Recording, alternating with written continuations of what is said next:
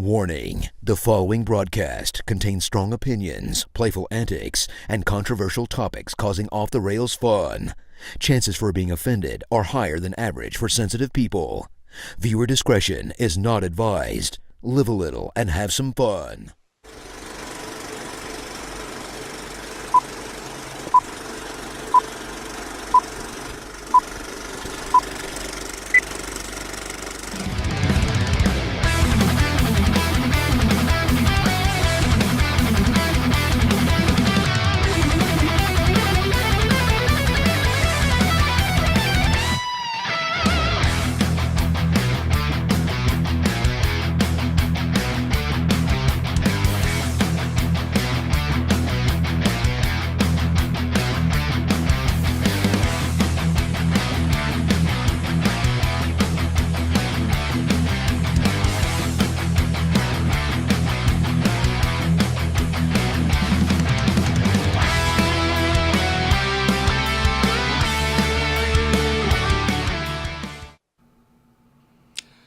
All right, welcome to the Coach's Box Call. I see a podcast. I'm here tonight, joined currently by Coach Zach McVeigh. Zach, how we doing? Hey, doing well. You know, another Wednesday evening, time for the Coach's Box show. So we're ready to go. It's just you and me for right now until some of these other guys decide to, you know what, quit doing either their day job or hanging out with family or doing something and get on this show. That's what we need them to do. Well, you know, I mean, some of that stuff's kind of important, Zach. I mean, it really is. You know, spending time with the family and things like that. That's true. That is true. We are T-minus less than 2 weeks away until Ethan is moving out for college. So in a couple weeks, I may or may not be around because I might have to be consoling the missus for who knows how long. Well, that part is important as well, Zach. So you better make sure that you take care of the missus so she isn't so sad. I have a long way to having a show at the house. Right. I have a long time, knock on wood, until I have to worry about that. Till my daughter is old enough to go to college. So right. I'm not looking forward to those days. I mean, at all. Not at all. Not at all. Not a single bit. It's surreal. And for all, you know, Jarvis, I mean, he's had a couple now, but I mean, again, it's going to be a while for him till he has another one out of the nest. But it is just a weird feeling. It was a weird feeling for senior year, and as we get closer for, you know, like I said, for Ethan moving out to college, it's different. So to all of the parents, as we start to get closer to August and, you know, this upcoming school year starting, you know, if your kids are leaving to go away, whether that's to go to college for the first time or going back, we definitely feel for you. And for all of the teachers getting ready, guys, it's almost August. Shut up, Zach. Not quite yet, though. Nobody wants to hear that. Nobody. No. Jarvis said it right. No. Stop it. Just stop it. Stop it. Stop it. So, it's I'll touch on that. I mean, we're getting to that point. It's almost that time to go back to work. Well, I haven't really been off work. It's been a lot of fun. But as far as all the teachers are concerned, you know, everybody said, "Oh, you get your summers off," and now it's time to actually go back and start teaching. So I can't imagine it's going to be very difficult to get the kids motivated to do anything after them getting to sleep in and not have to go to school and be responsible for stuff. Hey, I always say, you know, I don't know about you guys, but for a lot of the stuff that we have to do all these videos year after year after year for different topics. I always tell myself, not doing it, not even start until August. I'm at least giving myself till then before I ever even think about, you know, starting up the job again. Yeah, I've already done several of my videos that I'm supposed to watch. I want to get those kind of knocked out so I can, you know, kind of not have to worry about cramming those in before September, whenever they're due. So I just want them done. You know, why not? Yeah. Why not do it? Why not just get it done? Really? Well, I mean, I am a procrastinator. Yeah, so I know. You're the guy. Hey, I like to sleep in. You're the guy that's always up at the crack of dawn. So I don't know why, but I mean, because there's usually a farm that needs tending to. Well, you need to hire old MacDonald. That's all I can tell you. Zach, you know what that what that takes? It takes money. You said hired. I assume that you being a social studies teacher and all, right. The amount of money that I think they bought the Manhattan Island for was what? I mean, was it some blankets and some beads and some trinkets? Right. You mean to say that doesn't happen anymore? No, I'm pretty sure cost of living is a little higher than that, and people will not work. I used to tell people I'd just give them a case of beer and say, hey, you want to come out of the farm and work for a case of beer? Like, oh, yeah. Now it's like, no. Although, if I tell them I give them a case of soda is way more expensive than beer. Right. So. I mean, I wouldn't know, but okay. I'll take your word for it. I mean, that's fair. Hey, what's really funny, Zach? Since we are kind of killing a little bit of time before those other guys, decide to show up for whatever reasons they're not here. Yeah. So you've heard about this exploding diarrhea stuff that's going on with lettuce. Okay, quick story. Go ahead. I'm just because of this. So Mandy's on call. She was at work. And she's like, "Hey, I got this grocery order coming. Sorry, I missed it. Blah blah blah." So I'm doing all of the stuff, right? And I'm putting all the groceries away, and we've got some cut up watermelon, some cut up pineapple, because I'm like, "Hey, I want some fruit here." And I think to myself, "Wait a second. I remember seeing or reading a report that says don't eat cut up fruit." So I get on the AI machine, and I'm like, "Hey, is it okay?" And they're warning, danger.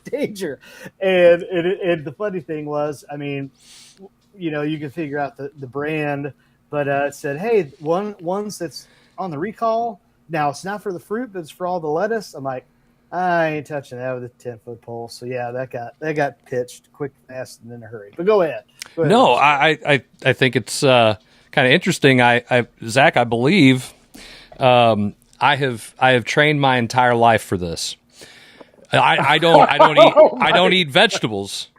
So when all this is going on and everybody's, there's several people that I know that've actually had this where they're, really? It's not good. So I'm hearing about it and I'm like, wow, you got any problem? Like, no, there will be no issues of that sort of thing with me when it comes to lettuce, because I don't eat lettuce. So I have been training my entire life and everybody said, oh, you're picky. Oh, you're picky. Oh, you're picky. Well, you know what? Vegetables aren't good for you right now. Okay. Especially lettuce. And when I order that taco from Taco Bell, I don't have to worry about it, because I always say no lettuce. There it is, right there. Oh my goodness! Oh, right, I figured you'd like that. I think that was that's pretty good. But anyway, I just so the vegans and the vegetarians are freaking out because they're the situation with the vegetables. Us meat eaters, we're freaking out because of the ticks and I always mess the name of it, alpha gal or whatever it is, and Osgood Slaughters. I don't know. Okay, I don't know. I don't know what it is. Yeah, but well, you've heard about that, right? Yes. Okay, all right. So it used to be Lyme disease, and you're like, oh, are you going to be tired for a little bit? Nope. Now it's like you can't even enjoy food. Lyme disease is a little more serious than that. I know. I'm tired. What? Where do you acquire this? I'm tired all the time. I know. I don't know. Maybe I get checked out. You can't win for losing. No. And you know what? I heard it's these companies that have. Well, I always hear it's Bill Gates. Bill Gates is behind all of this, because if it wasn't for him, he's like developing this like non-meat meat substitute. And how do you get people to not eat red meat? You generate a tick or something that will make you sick from eating red meat. Like, wow, there you go. Supply, demand. I made it. I made supply. I made demand, just like that. like I'm Bill Gates, right? Yeah, He's got a lot of money. All the other, He all can. the other conspiracy theorists, right? That's right. That's right. If you hear these little tick taps in the background, it's my stinking dogs. They're just going nuts for whatever reason. It drives me nuts. Dude, they're tap dance routines. They are tap dancing. I'm getting ready to try to bring Kevin in. He's here. I forgot to have the multi-view up. But the multiverse. Yeah. Go ahead, Kevin. I know if you can hear me, give me a second. He's waiting. Yeah, just wait patiently, patiently. I don't care. He's in the waiting room. Yeah, nobody can see him. It's okay.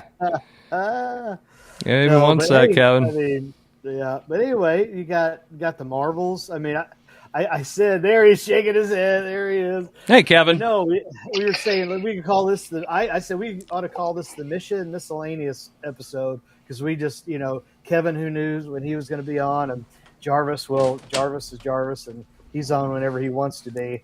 So we're like, we got to figure out something to talk about. And I'm like, we talk about movies. There's all kind of trailers out. There's some new movies out. So, but anyway, I digress since Kevin's here. Yeah. Hey, Kevin, how you doing? I'm doing pretty good. The weather's much nicer today, so it was a little easier to sit out and watch some soccer camp tonight. There, I worked it in. There it is. I worked it in. I don't know this word you speak of. We've already met our quota. It's quota's met. Yep. Somebody quoted the diversity. I'm just happy we got anywhere close to the quota. I'm good with it. Yeah, well, I'm not, but that's okay. I'll get Jarvis here in a second. He's here too. Yeah, I'm about to have everybody here. It's great, except almost everybody. I hear it. Yeah, he's sound like Jabba the Hutt. Sound like Jabba the Hutt. I couldn't help to start laughing when he said that. We had everyone here, but guess who? Yeah. So, hang on. Gosh darn it, Zach, you were saying something, and I'm completely. Yeah, I'm all in left field we're over all right. here. So now that we got the guys here, we could go through. I'll throw the curveball out just because we were going to bring this up, you and me, and now that they're here, we can kind of talk about this. This is national news. So yesterday, ESPN went ahead and laid off several employees, and I wanted to get everybody's take on this. And doing more research on it, come to find out why it wasn't just like, oh, a ratings issue or this issue or that issue, like, oh, hey, this analyst isn't doing a good job, which we can debate. But it all boils down to the fact that ESPN has acquired the NFL network. And so in doing, they're doing some restructuring. And along with that comes some, new voices, if we will. New voices. Or we should say some voices that will no longer be heard and faces that will no longer be seen. And I think on ESPN. For us on ESPN, and the guy that it boggles my mind, just because we're all kind of older in the tooth now, not only did we watch him for years, but we can kind of relate, at least all of us, but Kevin, is that, Carl Ravitch, right? Carl Ravitch gets let go after 30 plus years. And it's like, really? And there's some other guys, but we can open that up and tell us what you think on all this ESPN doing some reshuffling. Fellas, what do you think? Well, they've been doing this for a while in various ways. I can't remember names off the top of my head, but they've been laying off people randomly every now and then as a way to kind of save some money. And I don't know why. I don't know what maybe Carl Ravitch started making too much. I don't know, but it is what it is. And I think ESPN's, I wasn't surprised by it because that's what Disney and ESPN does. Mm-hmm. Jarvis, what do you think? Yeah, I mean, when you have some different networks that are going to combine, people are going to lose their jobs, and I think that's what a big part of this is. And then it's just some of those guys, this was an excuse or a reason to get rid of some guys, and they used the merger as that excuse. And it's a good way to hide behind the merger. Hey, we're merging, we're doing all this, and now we can use that as an excuse to get rid of X, Y, and Z. Chris, what's your take on it? Because there's some people we can kind of get into with that were laid off besides Ravitch, but let's kind of hear your thoughts first. Well, I mean, for the guy who's been there, one of the longest tenured fellows. I mean, he was on some of the original This Is Sports Center commercials. I mean, he's kind of like the last of the last. There aren't too many that were there. Like when I was growing up, that are left. Even Van Pelt, he's about it. But it's unfortunate, but it's part of life. I kind of feel like there are some other factors that really played into it, and I'm sure we'll jump into that here in a little bit. But it's sad, but that's how things go. You just got to think from our standpoint here. If we didn't have the tenure system, as soon as we started making more money as teachers, we would be let go by schools. It's just the business of it. We can find someone who's cheaper, who can do your job, even though, well, you're better than them. Well, they're cheaper than you. Because at the end of the day, it's money talks and BS walks. So, hey, that's a side story, because I don't know if you all had heard. I think New York is trying to do humanoid robots in the classroom this year.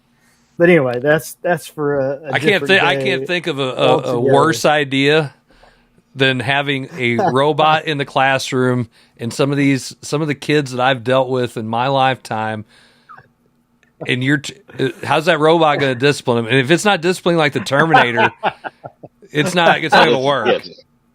It's got to be RoboCop or it's not. I can think Sit of down, worse ideas. shut up. Yeah. I can think of worse ideas than a robot in charge of a classroom, especially in some school buildings. But this is a pretty bad one. Now, I will say this: I haven't had to necessarily, like I think Zach said it. I haven't, being in the privates. We don't have tenure. I haven't been laid off yet. Fingers crossed. Let's keep it that way. So I don't hang out know with us anymore. You might wind up have to boost your resume. I can still claim a lot of plausible deniability. But plus I know too many admin passwords. So I don't understand. So I don't have those feelings. I don't understand what that's like in those things. But I just it's all money related, and I'm not surprised by it because entertainment is a business now. That's what it's going to be doing. So that's part of the speculation. I don't know how much truth is behind this, but one of the speculative stories is that I guess they're going to try and rework or up the ante for McAfee. And I heard north of $60 million. And so that's why they were going to do some cuts. I don't know if there's any truth to that, but I do find it interesting at some of the other names that they let go. And that's kind of what, maybe if you guys want to, kind of give your 2 cents here. And you got Cam Newton, who you can say what you want about some of his antics or whatnot. He does have a lot of good insight. I felt, I always thought he did a good job. There's some other people, but then the other one here is Ryan Clark. And the story goes is that apparently, Bye-bye. Hey, he didn't even get to go to the tarmac.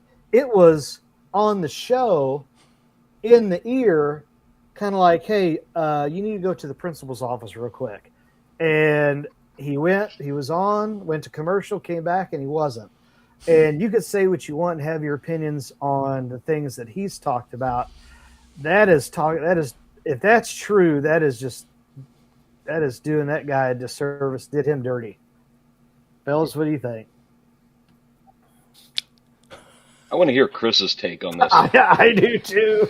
Well, I mean, Ryan Clark's pretty controversial with some of the things he says, and the problem is I watched when I saw that the cuts were being made. I got on Twitter and was kind of looking through and seeing some of the backlash, and then the people who got laid off, and all of a sudden, after probably about half an hour tops, there's all these posts about Ryan Clark and some of the clips of him basically being a jackass to the other on-air talent while he's doing analysis.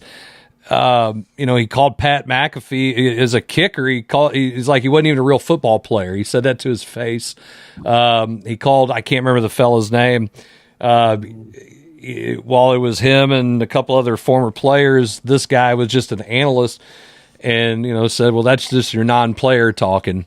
And that kind of rubs people the wrong way because you're not giving respect to their opinion. And when you have people on the air that are giving analysis, they're getting paid by the biggest sports network in the world. Mm-hmm. If on air, if you discredit their intelligence while they're giving analysis, that kind of goes against it. It's not like a debate show. A debate show would be we give our opinions and then we can challenge each other because that's the arena. The arena, what they were in was like an NFL primetime thing. He's basically discrediting the knowledge of that person. That doesn't go over too well with people. So that might have been the nail in the coffin. Yeah. And if not, then that was definitely on, the downward spiral. Now, to address the thing about him getting the basically the call in the ear while he's on the air, I'm pretty sure it's because someone didn't contact him soon enough. It was actually supposed to have been sooner from what I read, but maybe not. Just looking at this a little bit, and I was trying to get the list of names, who they were, and beyond that, the only other name of those the ones we mentioned, the other significance is David Lloyd, who was a Sports Center anchor and had been with ESPN since 1997. Got released as well. They're also saying ESPN is saying that there's some overlap now because in order to get the NFL rights to NFL Network, Red Zone, and those types of things where you brought those two networks together under ESPN, they're saying there's some overlap, and they gave the NFL Network a 10% stake in ESPN. So they had to cut some costs from the ESPN side in order to make that budget work on that side. That's what ESPN is saying on this side. It's interesting. And that they had too many people because they brought in all the people from the NFL Network, mixing them in with all the ones from the ESPN Network. They're like, we have too many football guys, which doesn't explain Carl Ravitch. I don't get that. Unless he's the baseball guy that makes too much money. And it's like, hey, we can just cut that and go with somebody else who's cheaper to do Sunday Night Baseball. Was he still doing Sunday Night Baseball? I think he was. I know he had some part on the NFL with the article that I read. So that probably had a lot to do with it. Yeah. So they just basically they had way too much, according to ESPN, way too much redundancy and too many people. It's like two schools were to merge together. You got 6 social studies teachers and you only need 3. Which ones go first? Right. So. Yeah. I don't like. And we can say this because I would have to think that we all feel the same way. You were there over 30 years, and where's the loyalty? You know what I mean? Like, you look at all of the other guys that had left and since either made a name for themselves with podcasts or other type of media shows, and the fact that he stayed there, and man, maybe he didn't want to move on. But again, it's like, where's the loyalty? If maybe he's going to get a good severance package, maybe he's going to get a good pension off of it. You hope, but it's like you didn't even let him go out the way he wants to. I mean, 30 plus years. Yeah, I would imagine he got a fairly significant severance package. That's your loyalty right there, the severance package. Hopefully. I guess. I mean, that could be considered loyalty to your pocketbook, but I mean, it's being a guy that's been treated like crap a couple times by school districts after being there a long time. That doesn't make you feel better, I don't think. Even if I'd have been given a bunch of money, I don't know that it would have made me feel a lot better. That's well said. Jarvis, what's your thoughts on Ryan Clark? Yeah, you're like bye-bye earlier, so I'm kind of curious. Yeah, I'm not a Ryan Clark fan. Let's hear it. Let's give some insight. You guys said part of it about him being rude and just I'm just not. He thinks that his takes are all the only takes that are good, and I'm just not a Ryan Clark fan. A lot of his takes I think are BS, and I just never have been a fan, and not upset about him leaving. Now I think the call Ravage, that's like you said. I mean, that's a guy that's been there forever. A guy that we all seen forever. And then, like you said, there's not many of them, if any, left. I mean, yeah. And Bart Scott, he got let go, and I always thought he kind of did a good job. And I like Bart Scott too, and I saw that. Mm-hmm. I think the redundancy and the fact that Ryan Clark, it was kind of like low-hanging fruit for ESPN when it came to if they were going to get rid of somebody. It's like, okay, this one is actually not going to cause us much headaches down the road. We've got somebody else who can fill that exact role. They were all roles that somebody else could have played when they were bringing in people from the NFL Network. So that's what it was. I mean, Ryan Clark didn't help himself any. His hot takes to the point got himself, all right, we're tired of dealing with you now. We don't need you. We got somebody else that can do that role anyway. So let me ask you this. Do you think, let's go pre-COVID, during COVID, the 4 years, I guess, post-COVID to now, have you seen, or even if you want to go with the acquisition from Disney, ESPN, Disney, are you seeing a culture change in terms of what they're trying to do? Whether it is bringing in a Pat McAfee, whether it is letting people go and bringing different, sorry, Jarvis, voices in. Well, Zach, I mean, here's the thing. Like, I'm going to say Stuart Scott was a trailblazer in the sports, news anchor industry with how he presented sports to you.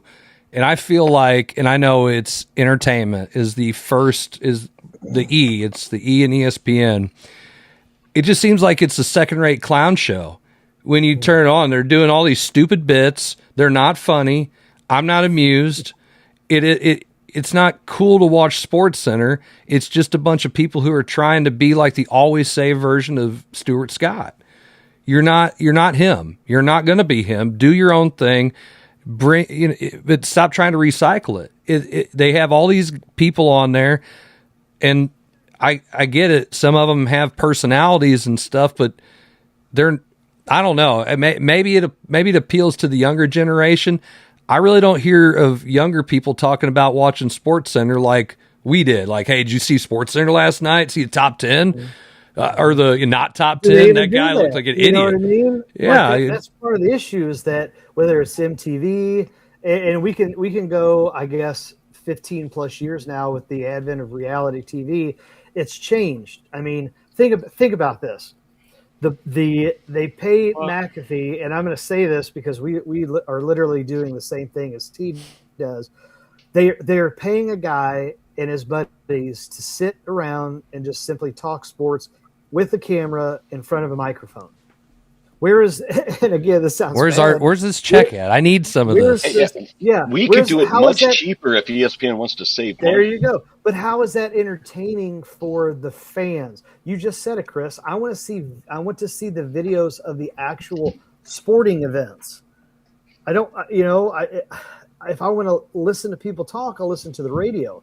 And I think there's been this culture shift in TV and media, the fact that they are going to all this reality base, this podcast base now. I mean, look at Netflix. They have an entire row dedicated to just different podcasts that you can watch. And I need to figure out a way to get us on there. There you go. Maybe hack Netflix. I'm giving you ideas. I know. But it's like that's not no solutions. Television. That's not television. And maybe it's the younger generation, because I don't know if you just see kids literally just watching videos of other people. Well, that's the thing, Zach. They're all watching on their phone. Yeah. And they're watching 15 to 20-second videos. And they're not going to sit and watch a whole episode of Sports Center when they can watch.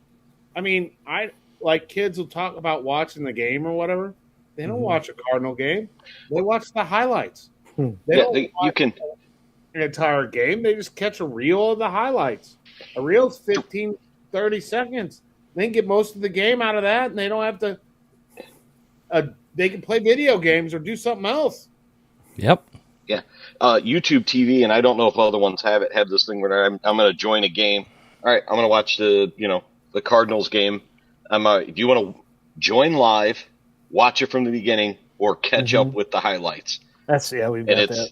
And they're just going to catch up with the highlights, and then they're going to get there within 5 minutes, and they've seen, within a minute or so, they've seen the whole game, and they've seen all the parts they want to see. So I don't know if you guys have watched the MLB Network much. The only time I get to see it is when I'm at the farm, because I don't have DirecTV. It's all streaming. But I have DirecTV, so I've gotten to see it. So, Quick Pitch, the 30-minute Quick Pitch show that basically does highlights, just baseball game highlights, and then they'll have a couple segments depending on if there's a full slate of games and how much time it covers. I can watch Quick Pitch, and I can catch up on all the action real quick. I mean, it's just like it says. And it's just little snippets. I mean, it's probably each game probably takes up maybe a minute or 2 minutes, and you just move on to the next. Just like the highlights used to be on Sports Center. Now they have all this. That's what it was. All this other stuff. So I think they're going in reverse. I don't find it entertaining. I don't even like watching it. If I'm watching anything on ESPN, and I watch it on my phone or in Jarvis knows, I put it in the coach's office. I'll have the TV on. I'll turn it on. I'm watching all the time. Yeah, I have it running all the time, but I'm watching the shows. I'm not watching Sports Center. It's not again. I can't get into the personalities like I used to be able to. Kenny Mayne, Dan Patrick. I mean Stuart Scott. Those were the three. If Kenny Mayne was doing Sports Center, I knew there was some dry ass sarcastic comment that was coming, and it was funny, and I was going to laugh at it. And him and Dan Patrick just feeding off each other. That part was entertaining. This is an entertainment. But that's the same thing with all the shows they've got. I mean, again, we're often, at least I am. I don't know what you guys are doing, but in the summertime, it's the same. You got Greeny, and then you got Stephen A. Smith, and then you got another one after it, and it's take the host out. It's the same other guys or other people, I should say. They bring in a guest. Maybe it's a soccer analyst for FIFA, or maybe it's a basketball for NBA championship. Say that word. I'm muting Zach on purpose now for saying the bad word. Zach's muted. He doesn't even know it. Now you're back. No, I don't. Okay. See, now you're back. Sorry, I had to mute you just because you said the bad word. Sorry. Here, I put the dollar in the jar, in the swear jar. But you get the same guys that come in for 3 straight hours, and it's like you are literally saying the same thing in the 8 o'clock hour, the 9 o'clock hour, the 10 o'clock hour. It's morning radio drive shows that they've put on television. Mm-hmm. It's exactly what it is. And you also have to think about it this way. When we started watching Sports Center the way we did in the 90s or Jarvis in the 80s.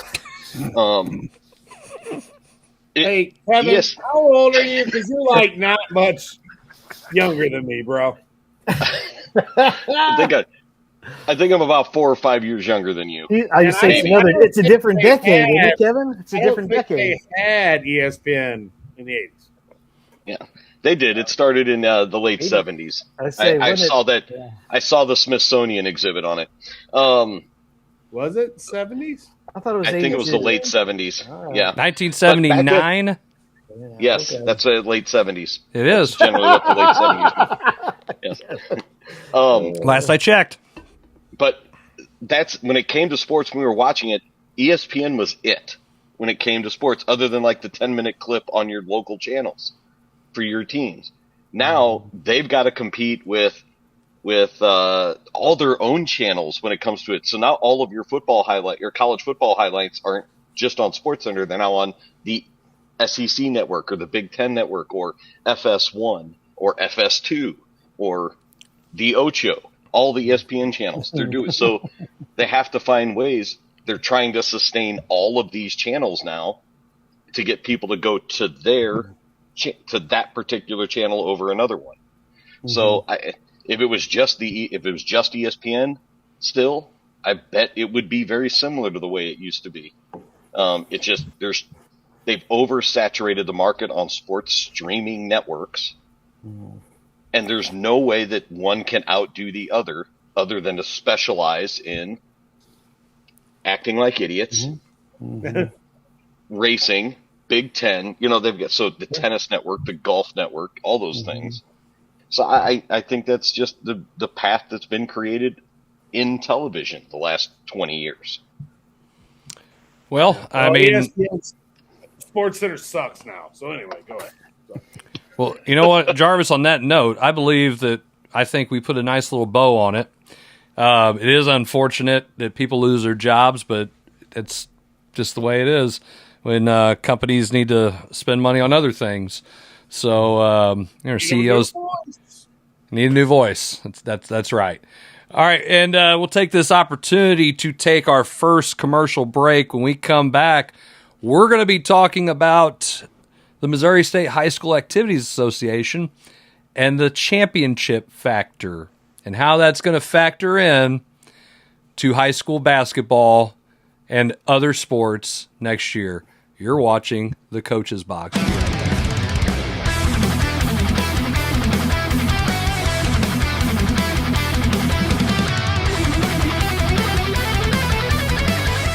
I'm a delivery robot.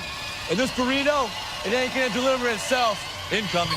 Whoa! I'm noodle looking both ways.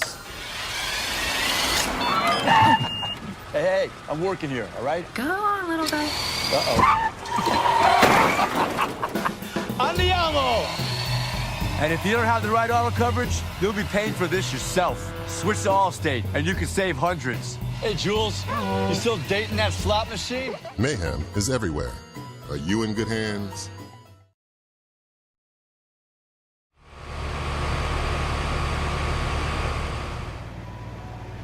Introducing the ultra-quiet Daikin Fit, a revolutionary HVAC system for ducted homes. The Daikin Fit keeps both noise and temperature at a comfortable level. It's the perfect fit for homes like yours. Hear the difference. Feel the benefits. Daikin Fit. For service, visit www.smcihvac.com or call 636-337-2150. SMCI. Legacy built, future focused. Check out Elite Collectibles, now at 2 locations. Our Arnold store focuses on Pokemon, Magic the Gathering, and other trading cards plus tournaments. Our Imperial location offers a little mix of everything, including sports and trading cards for all collectors. And don't forget, we host consignment auctions every Tuesday. Stop by, hang out, and see what you can pull at Elite Collectibles, now with an Arnold location and an Imperial location.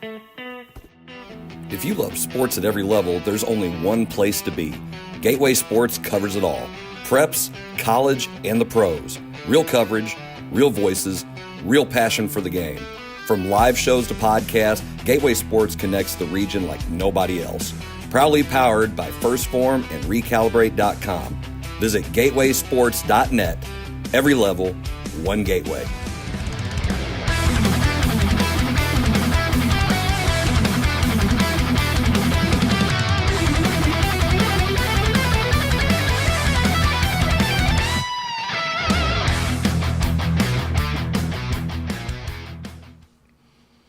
Hello, everybody. Welcome back to the Coach's Box Call Like We See It podcast. If you're watching our show, be sure to check out our sponsors that you saw during the commercial break. those are local businesses, and they do a really good job of helping us out. They've done it for a long time, and you can always get some great service going to those places. And if you are watching our show, you're watching it on YouTube, Facebook, or on the X. I'm pretty sure we're streaming to X this week. I did hit the button, so that helps. And you are watching that all for free. We want to make sure that you guys have that opportunity to watch. And if you're listening on Apple Podcasts or Spotify, or if you're not, you should check it out. Don't forget to subscribe and download. We always appreciate that. And make sure you're not driving while you're doing that. I'm joined by the usual suspects again as we roll into segment 2 of our show. Zach, yeah, you want to jump in, or do you want me or Kevin? Or I know I ain't gonna say Jarvis. Jarvis did do his homework on this, probably. No. Yeah. Sorry, Jarvis. Kevin. Oh, yeah. Kevin. Okay. Kevin's like, I'm going to be gone. Go ahead, Chris. You go ahead. All right. Gosh. I do everything, put the show together, whatever. All right. So recently in June, the MSHSAA Board of Directors decided they wanted to pass some rules. And one of those rules was an updated version of the Missouri State High School Activity Association's championship factor. And what the championship factor does is for the private schools and the charter schools around the state, it basically will give you points based on your success. So if you have success at certain levels, district championships, you make the Final Four, you finish a certain first or second, you'll receive a certain amount of points, and after a certain amount of points, you move up. But you can only move up 2 classes. So if you were a Class 2 school with a Class 2 enrollment, you could only move up to Class 4 at the most, no matter how many points you acquired. And the Board of Directors decided that they were going to make that change to the championship factor, where there will not be a limit on how many classifications you can move up. You can move up as many as there are, which is 6. You can move all the way up. So you can move up 5 spots if you're a Class 1 school, and you can be Class 6 even though you have a Class 1 enrollment. Pretty unlikely, but still, that's just the way it goes. Now, here's the thing, though. There's a depreciation model that has been implemented. So now you have basically, you still have, I believe it's 7 years? Still have a 7-year window. 6 window. Oh, it's 6. Sorry, I'm sorry. 6 7. I was baiting somebody. I was hoping it was Jarvis. I didn't put you on the screen to do that though. Either way, what you end up having though is you have every year those points are less and less and less all the way down. So I've heard a lot of positive about it. I've heard a lot of negative about it. I'm kind of in between personally, but I want to get you guys' take on it because it is a slow week in national sports, but this is a topic that is kind of still churning, and it's going to be churning for a while, especially as we start getting into high school football, volleyball, soccer, and I said the bad word. I'm muting myself. Wow. I'm talking about high school soccer. I'm not talking about any other form of it, but other sports around the state in fall. So, fellas, let's jump right into your thoughts on the championship factor and the new changes to it. I'm waiting. Do you want to talk or? Yeah, I'll go. I'll go. Okay. I'm biased. I'm biased in this situation about this. I like this model better than I did the other model. Being a fall sports coach at a private school meant that if I had one successful year, I would be pushed up a class, or if I had 2 successful years, pushed up 2 classes for a minimum of 6 years. Which means if I had a senior class that was really good, it would affect current 3rd graders. And that's always what bothered me, because by the time they get them in to be freshmen, they are still underneath that 6-year umbrella. So that's always what kind of got me more than anything else. I understand that especially when your current third graders at like 6 different schools. Yeah. So, and when you have, and actually we pull from 11 different Catholic grade schools plus some other public school districts in the county. So that was my point. Yes. But in a sense, are you really punishing the right people in those situations? Or punishing is not even the right word. So still having the model where people get pushed up by success, and the fact that there's no cap on it now means if you keep having success, you keep moving up, which is perfectly fine. I understand that. But it also allows for the fact that sometimes these classes just start to roll out. And so the points start to mean less after a certain number of years. If you continue to win, you keep accumulating points, you keep pushing up. If you don't, you have a chance to breathe at that point. So I do like this model. There's all kinds of tangents you can go on this one. I know the state of Oklahoma had a championship or a success factor, whatever they wanted to call it at one point, but it has been challenged, and I don't know what the court ruling or the current status of that is, where the non-public schools in Oklahoma have said that it is unconstitutional to be discriminatory against a type of school based on who their student enrollment is. I think they even said it was a religious discrimination. So I don't know where that's going, but it could open a Pandora's box for all kinds of things with this. I also think this allows for the future of open enrollment when public schools start having to then fall into this championship factor when they start accepting students from outside their district lines, because that's kind of how it's written. If you accept students from outside your defined district boundaries, you would fall underneath this championship factor. So I think this allows for a softening of that fall when that comes down the road. And we all know that's coming down the road at some point. I'll give my 2 cents real quick here. So I like the fact that if you win and you keep on winning, that you're going to go ahead and you're going to move up. Because, again, we've argued on the show over quality versus quantity.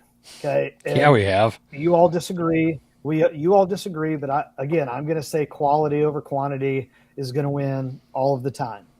Okay, whether it's public school, whether it's private school, I think you see it. There is enough of a history of quality beating quantity, and it's not close. So I love the fact that if you're a 1A school, you just keep winning, then, hey, you know what? Enrollment doesn't matter. Now, Chris, I'm going to use – can I use you as an example without you being mad? No, you can't. I will be very angry. You're one nerve. So I'm going to use you one feeling in 2 situations. One on the small school when you grew up, and then now. So my question is this. When you were playing ball at South Iron and you have the history and the culture that South Iron has, okay, you guys are winning, you're winning. Is it not okay, in my feeling, it's perfectly okay to open it up and you say, look, it's everybody. You're going to have, and Kevin, I love the idea of promotion relegation.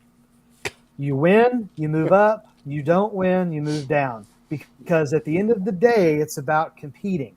It's not about playing 30 games and getting blown out 25 of them by over 40. So, Chris, when you were playing at South Iron, you could have moved up and moved up and moved up. Now, if you flip it and you say you as a coach, and you now being at a Class 6 school historically that has not been in the same breath as when you played. Bad. Just say we're bad, Zach. Go ahead. Okay. It's not going to hurt my feeling. But it's the history. I'm talking about. I'm gonna play this video for all my kids and say, look, this guy thinks you guys suck. The history of the program. Would it not be more beneficial to say, look, your enrollment doesn't matter. you're not competing at the classification you're in, move down. You're whooping everybody in the classification you're in, move up. What is so wrong with that? Private, public, anywhere in between. What is so wrong with that idea? Okay, well, the biggest problem that you have, number one, is you just use two public schools as examples of this when the championship factor does not affect any public schools, for one. Well, that's what I'm saying. I said, as Kevin talked about tangents, do away with it, man. Do away with it. Say it's everybody. It's everybody falls into this. There is no more championship factor. It's success factor, or it's not. It's promotion relegation, and it doesn't matter. You could be really good in football and really bad in badminton. Rules. What rules are we coming up with here? I'm just saying it's about competing.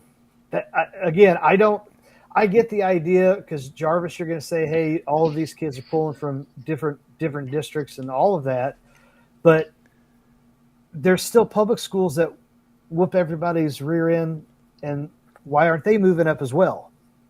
Okay, well, here's I'll say this, because never mind. Go ahead. I forgot what I was going to say. I'll think about it in a minute. I think that the thing that we're looking at, what you're kind of going with, Zach. Sorry, I'm gathering my own thoughts now. The fact of the matter is, everybody's going to have some kind of critique of this system. Okay, if you're a private school, you're going to say, and we've already got a comment from Dan Boyer, where's the point system for public schools, just as you alluded to. And the thing is the championship factor replaced the multiplier that they used to have. It's to try to figure out a way to make things a little bit more fair for the public schools that do not get to play outside of their lines. Now, let's all take off our rose-colored glasses here and get out from underneath the rock that we live underneath and all understand that there are a great number of public schools who violate undue influence, and I won't say violate, let's just say stretch the lines of what is legal to do and what's not. For me to say that you're bad, you can go ahead and say no. Schools cheat. I'm not going to make any accusations. I am going to say that there are things that are very stretched in public schools as well as private schools. So let's, we can all point fingers every day, all day long. It happens. If a kid's family wants to move, it doesn't really matter where they're going to go. So they want to go to private school, they're going to go. They want to go to another public school, they're going to go. They will figure out a way. Where there's a will, there's a way. Where there's a little bit of money, they figure it out too. There's a way. And if they have a physical mailbox, there's a way. So it's going to happen. So we can all just eliminate that part of it. I think the biggest question that I have on the whole thing is, how is this affecting the public schools in class 5 and 6? Or 4, 5, and 6. All the small schools are excited about this. They love it. It's great. Okay, cool. But that's because those private schools are moving away from them. Class 3 schools are happy that all these private schools are moving away from them. Basketball, I'll use basketball as an example. Basketball is not a sport where it's like, oh, okay, you can see the quantity, as Zach's alluding to, is going to just overcome the quality because the small private school that only has so many kids and their little basketball team. No, I can only put 5 guys on the court, and if your guys are a little bit more hand-selected or sports-oriented than my kids in public school, you will have an advantage. And it doesn't matter if I'm class 5 or 6 or class 4. Those schools have that advantage.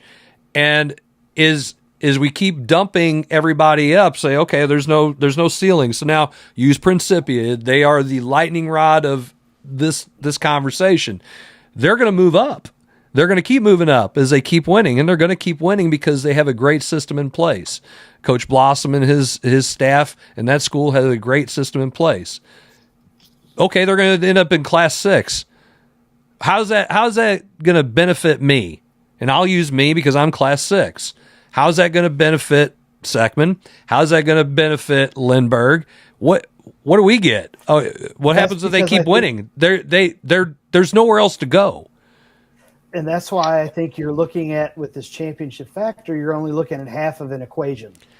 Okay, well, and this is, and I know, okay, so let me finish this part of it. So there's the going up that I wanted to address. Now you're talking about the relegation part, okay? And I'm not against that. But now with that metric, that's a measurable metric, Zach. Who makes the decision, and what is the metric that decides it? How are you going to decide it? You win? Oh, okay. What if my schedule is playing a gauntlet of teams like you bitch and moan the whole time you worked with me about our schedule? You're playing all these tough schools. Oh, yeah, the tough schools. Well, we played tough schools so we would be competitive when we needed to be. And, well, if it was we didn't win enough and now we had to move down, well, now that's a very subjective thing. Now, if I played a bunch of cupcakes and we won, and then we got bounced in the first round of districts by a 7th seed, then what? How are you measuring this? Are you doing a strength of schedule? Are you doing something based on the opponents you played? You have to win so many games. What's the weight? How do you measure it? And who makes the decision for that? Just the same that as... sounds like the college football playoff committee, which that's going to be in a few weeks. It's not even hold on. I will say this. I think there's going to be way more movement up and down in this situation because there's only a finite number of ways to make points each year. Only, in a certain sport, only 4, 5, or 6 schools are going to be earning the 10 points for a state championship. And then the same number. So only a handful of schools are going to be getting these points for this type of thing. And at some point, in some situations, they're going to roll up. I think you said it earlier, Chris. I think the small schools are really going to like this because then all those private schools that win are out. Guess what? There are, and I'm going to say it, there are 7 on the boys and girls side each. When I counted, there are 7 private soccer schools that are dropping back to Class 1 next year. Why? Because a lot of schools would not win for a while, go to Class 1, win a state title, get pushed up, and then not do anything, not be able to compete as much in Class 2 or 3, and then get pushed back down eventually. And it just became a cycle. Now you're going to be stuck in that same cycle. Those schools are going to come back down. So I think in some of those sports, you're going to see a Class 2 or 3 in basketball. They're going to go back to Class 2 or 3. In soccer, you're going to see 1. You're going to see the same thing in baseball, in some of these other ones. So I think there's going to be movement up and down every year because of the nature of the points shrinking from year to year. I think you're going to see more of that. It's not going to be, hey, you're stuck up there for 6 months or 6 years, or you keep winning, you're going to keep going. And yeah, Principia should be in Class 6 for the next 15 to 20 years, whatever their budget allows them to be up there for. Okay, but then I think, and I get it. You are going to see these teams drop because of the decay. They're the decaying part of the system that, as you go on the system, as you go through, the points drop off a lot quicker than what they did before. But here's the thing. If you continue to win, and the whole point of this is, all this does is make everybody in Class 1, 2, and 3, and maybe 4 happy. Okay, let's be honest here. Those other schools, the 64 Class 5 schools, the 64 Class 6 schools, and I'm using boys basketball because I know those numbers a lot more off the top of my head. Really? Yeah. Really? Yeah, I have a little experience with that. You have a couple of spreadsheets? Google Docs? Something like that.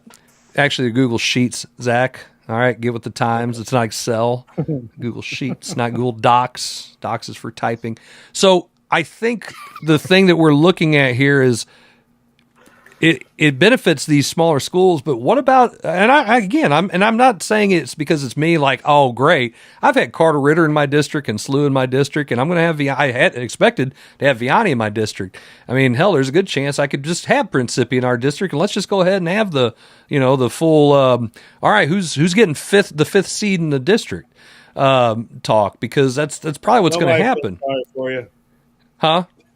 No, I'm not asking anybody to feel sorry for me. I'm looking at everybody else, and again, I'm using more of the other schools. How does this benefit them when you keep saying, okay, we're going to keep pushing them up, but it's supposed to be to help with the competitiveness. Now you're pushing all of these schools up into the upper classes. It's still not equitable. And everybody wants to look for the fairness and the equity part of it, and you're still not getting it on the high end because it's not there. You're saying, okay, here you guys keep winning, and we're going to push you up here, but it's like, wait a minute, they're better than us. They have the advantage over us, and I'm not saying Fox, but we are in that. That's why that's only half of the equation, and you have to do relegation. It's not going to happen. Well, here's the thing: is to hand out points that come from a system that is not based on success or talent anyway. When it's you're handing out points based on who's the best of a geographic system. That's not helping the situation either, because you end up with, oh, hey, all these really good teams, we need them to get points because they're supposed to be moving up. But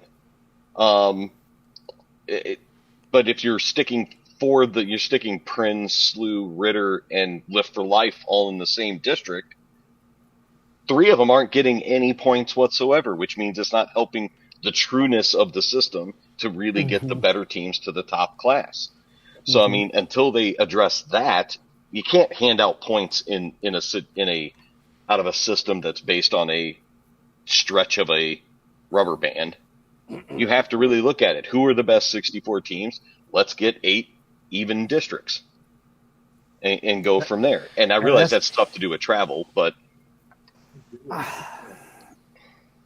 again, we say this, you can do your district tournament on a Friday, Saturday, and then have your district championship on a Monday, Tuesday, or whatever, or Thursday, Friday, Saturday, whatever. Like people don't want to. And Chris, I'm going to say this. So for the sake of the conversation, Zach, you could be mean. It's fine. I don't care. I'm not trying to. No, I'm not trying to. Oh, yes, you are. You're going to complain about. Oh no, I have to have so and so in my district. Well, then why aren't you saying the reason why is because we aren't at that level. So if you're not at that level, which is class 6, say get better. Say get better. Oh no, move down. Yes, get better by moving to a place where you can get better. Your enrollment should matter. And I'm going to use this. Oh, there we go. There's the big one right there. The enrollment shouldn't matter. I'm going to use that's going to matter. That's going to matter to someone. Let me use. You can finish whatever you want. It's going to matter. I'm just saying. Let me use conference. Let me use the football conference and look at a Perryville. Perryville was in that MAFC whatever for years, and they were doormats, right? And they move over to whatever Jarvis it was before the I-55 conference or whatever. They're in this football conference for the last several years, right? Yeah. They have changed their program because they went from playing all of these class 4 schools to now they're playing schools that were at their level, throw out the classification, and they are able to build now. And so what does it do? They have more numbers, they have more success, and now what I think should happen is, just like a Valley, they go ahead and move back up. They go move out of conference and go play some more schools that now they can compete with at their quote-unquote enrollment.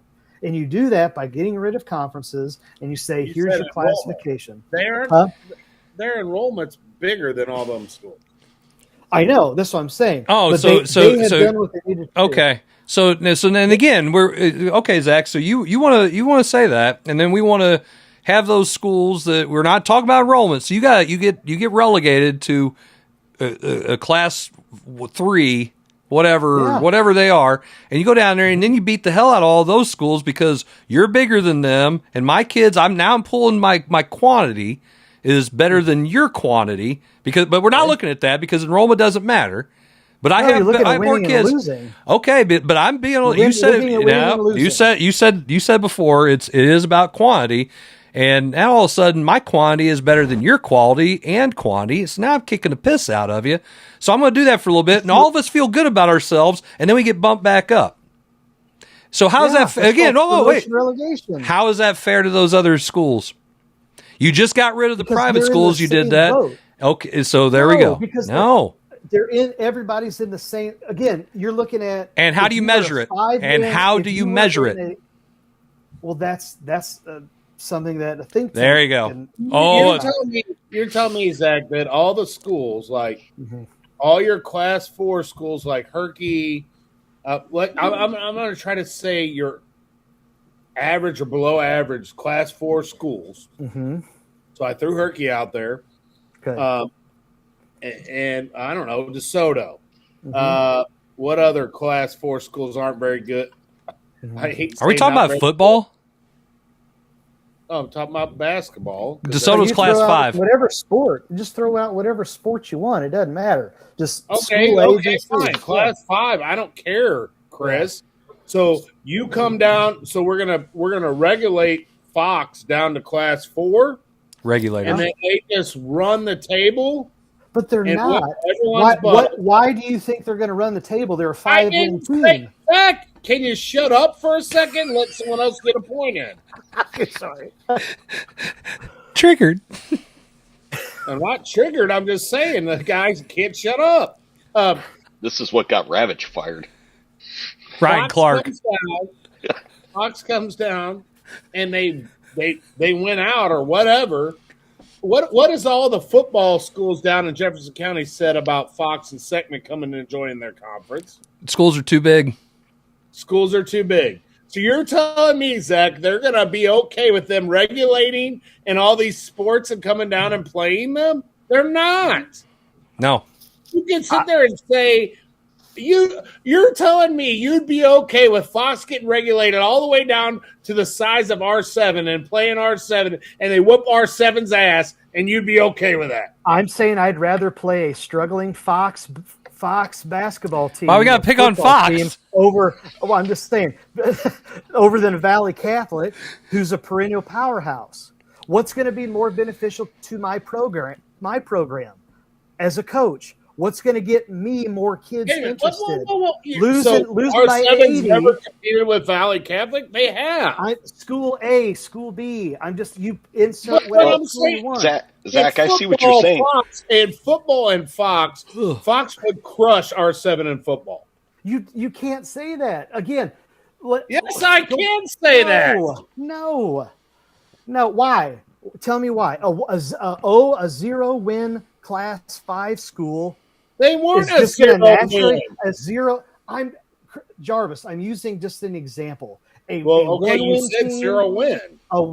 That's my point of relegation. The bad teams get relegated. A 0-win team, a 1-win team, a 2-win team. If there's 6 wins, 7 wins, 8 wins, they're not getting relegated. Okay, here's a perfect example. Okay, here's a perfect example. Sykeston won one game last year, and guess who it was against? I don't know.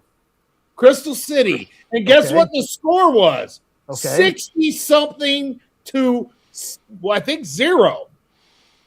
But who says that they're going to be in Class 1? That's the Class 1. What's R7?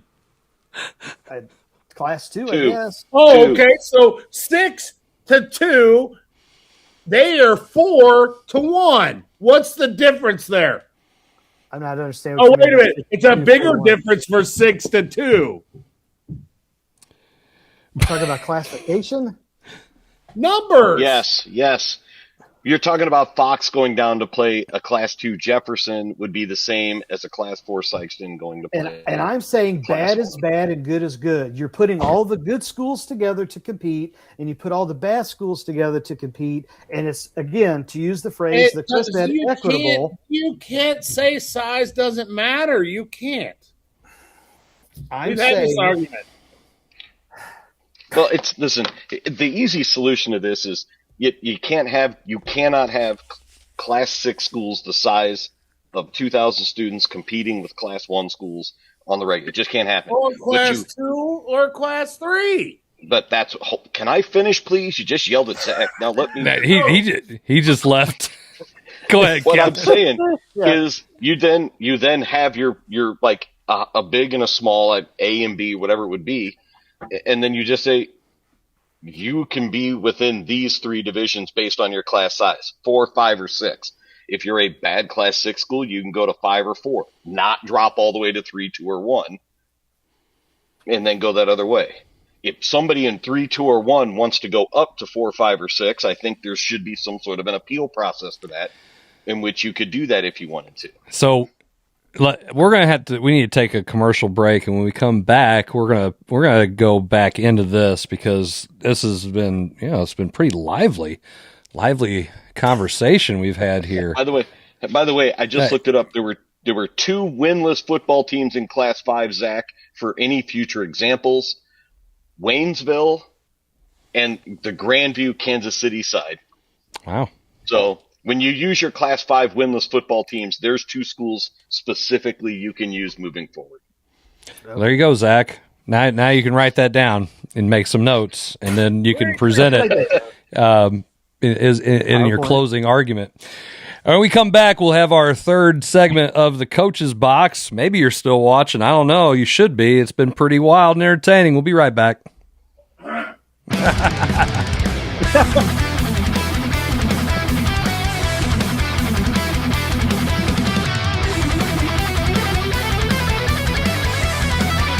Year-old elm, and while I might be holding up on the outside, on the inside, I'm dead.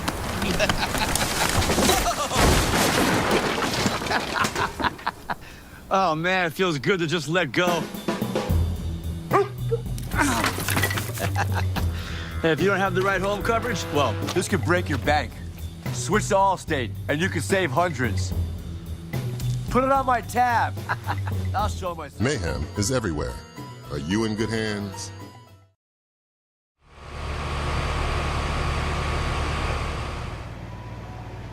Introducing the ultra-quiet Daikin Fit, a revolutionary HVAC system for ducted homes. The Daikin Fit keeps both noise and temperature at a comfortable level. It's the perfect fit for homes like yours. Hear the difference. Feel the benefits. Daikin Fit. For service, visit www.smcihvac.com or call 636-337-2150. SMCI, legacy built, future focused. Check out Elite Collectibles, now with 2 locations. Our Arnold store focuses on Pokemon, Magic the Gathering, and other trading cards plus tournaments. Our Imperial location offers a little mix of everything, including sports and trading cards for all collectors. And don't forget, we host consignment auctions every Tuesday. Stop by, hang out, and see what you can pull at Elite Collectibles, now with an Arnold location and an Imperial location. If you love sports at every level, there's only one place to be. Gateway Sports covers it all. Preps, college, and the pros. Real coverage, real voices, real passion for the game. From live shows to podcasts, Gateway Sports connects the region like nobody else. Proudly powered by First Form and Recalibrate.com. Visit gatewaysports.net. Every level, one gateway.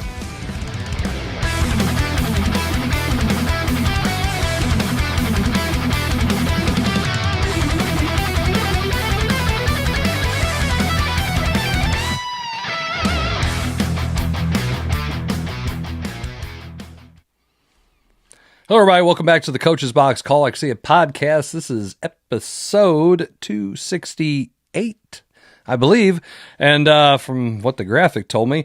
And if you're watching our show, appreciate that. We've had a few comments here. I wish I could pull all of them up, but you know, it's been a very interesting topic here, talking about the championship factor and Missouri classification of sports.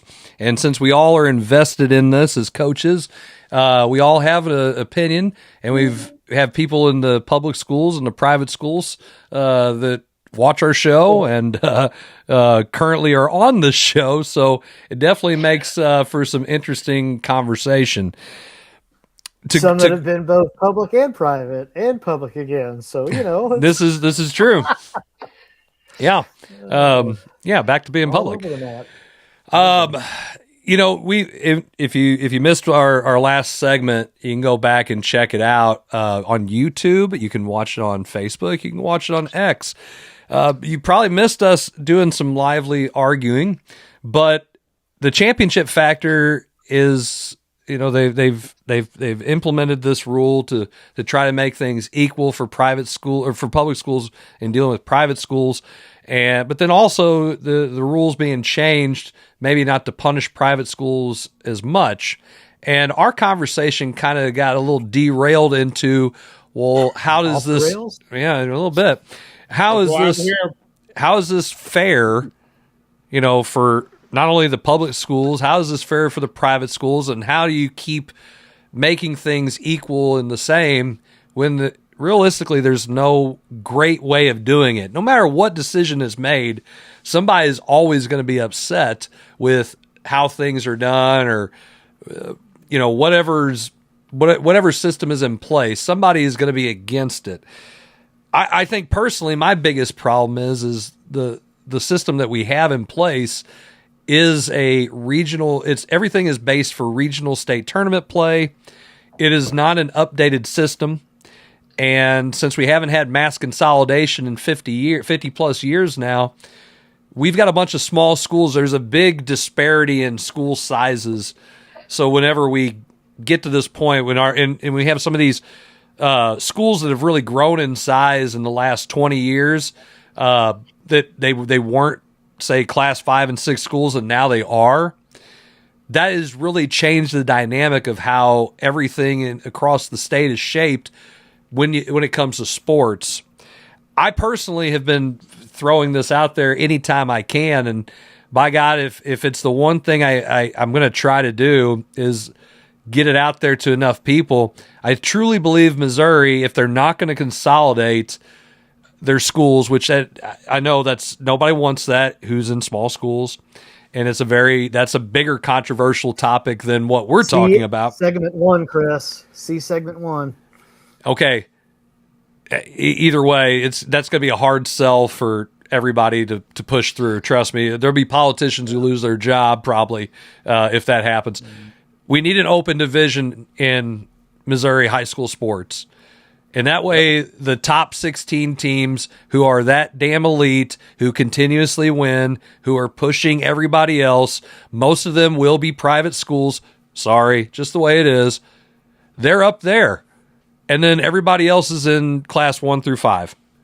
And if we had that in place, with metrics in place based on strength of schedule and opponents' win-losses and all this other, last year's success, this year's success, whatever, you wouldn't have this problem, and you'd have probably the best showcase of talent, considering how much NBA talent is coming out of Missouri right now. It would be a no-brainer, and it would be, all you'd have to do is figure out a way to balance out the other classes. And then, hey, if I don't want to go in the open division, well, now the championship factor applies to me. So that's exactly how I would say the best fix is, because we can argue 6 ways a Sunday. I just don't think it's going to change, fellas. And nobody's opinion is going to change on this, because you're either really against this, or you're really for it, or you're really pro public and hate private, or vice versa. Just the way it is. Your thoughts. Jump in. Don't care. Go ahead. I mean, I've said this before. You got to go back to it. You got to go back to Jarvis. Be quiet. No, you got to go. You got to use that like the California model. I mean, again, like you said, you have an open system, and I think, depending on the sport, it might be multiple sports. They even have the northern part of California, southern part of California when it comes to their championships, just due to the state numbers.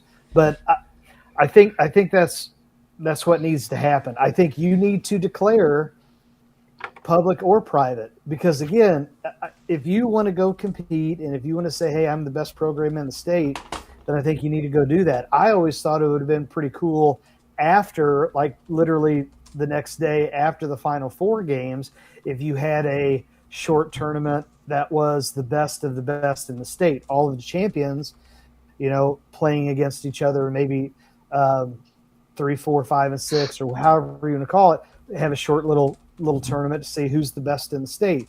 Chris, you talk about going open enrollment, or not open division. You allow for that to happen. And it doesn't matter your enrollment size. You could be a class 1 or class 6 or anywhere in between.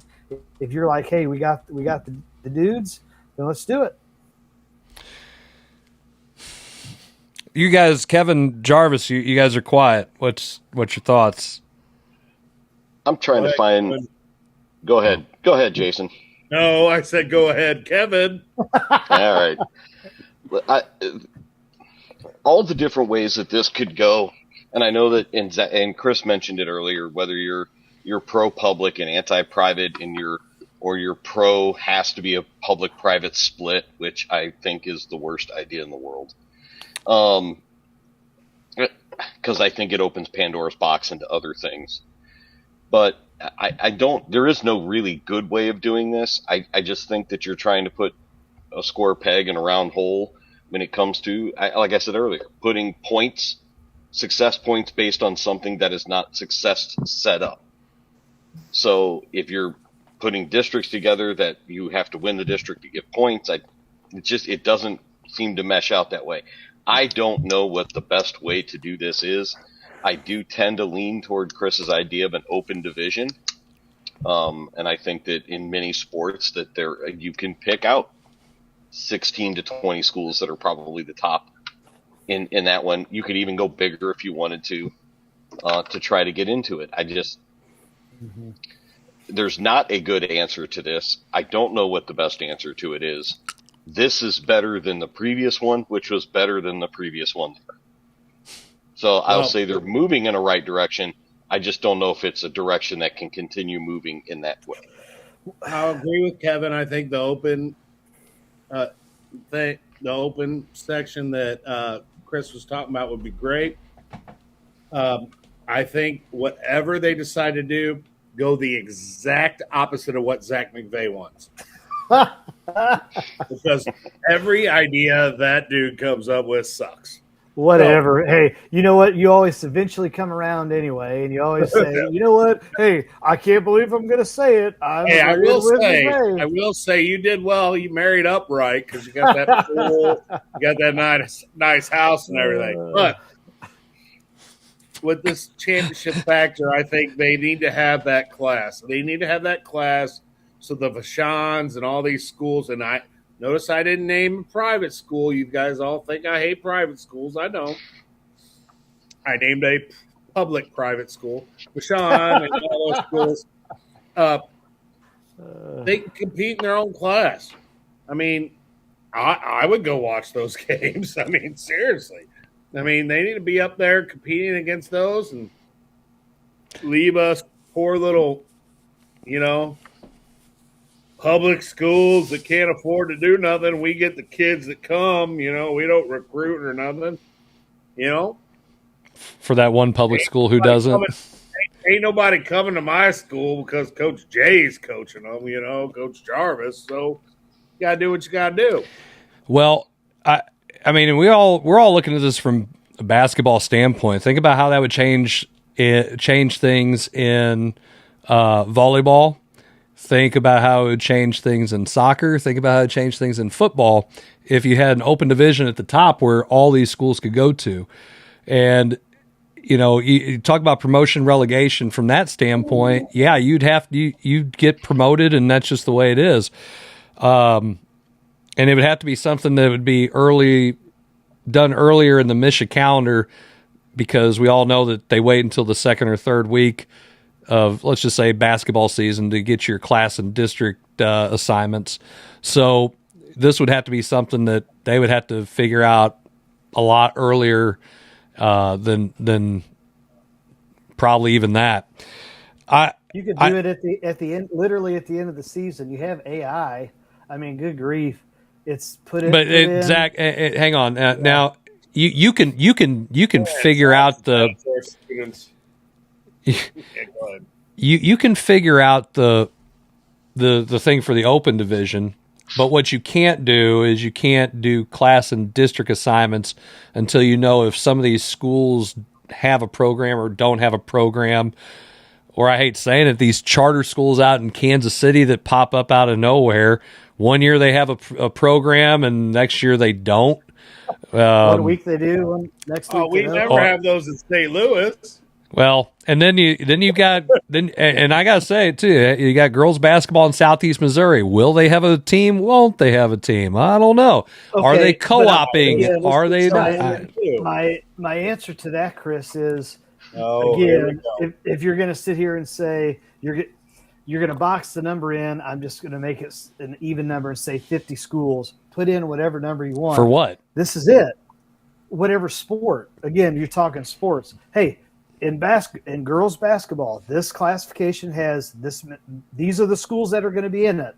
Based off of last year's results, these are the schools that are in it. And if so-and school X, Y, and Z all of a sudden doesn't have basketball the next year, okay, then they don't. Like the idea that you have to have an equal amount of schools in a classification is dumb to me. You sit and you break down and you say, No. Hey, you have.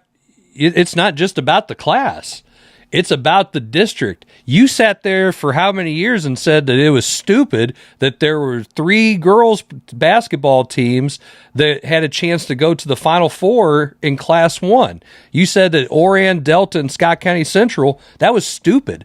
Well, if we set out and say that Risco is going to have girls basketball and Delta Deering is going to have girls basketball, and I'm coming up with these off the top of my head, North Pemiscott's going to have girls basketball, and then all of a sudden, all those teams that you thought you'd have, and you'd have a 6-team district, now they're not. And you say, well, then we still only have this many teams, schools. Well, now you want to talk about stretching that rubber band way across the state? Or you're going to say, okay, well, this district now has 2 teams in it. And we're right back to where we were. What it is. You can't have your cake and eat it too. You can't do that. If they're going to declare, hey, we're going to have girls basketball next year, or volleyball, or golf, or whatever, they're making that declaration.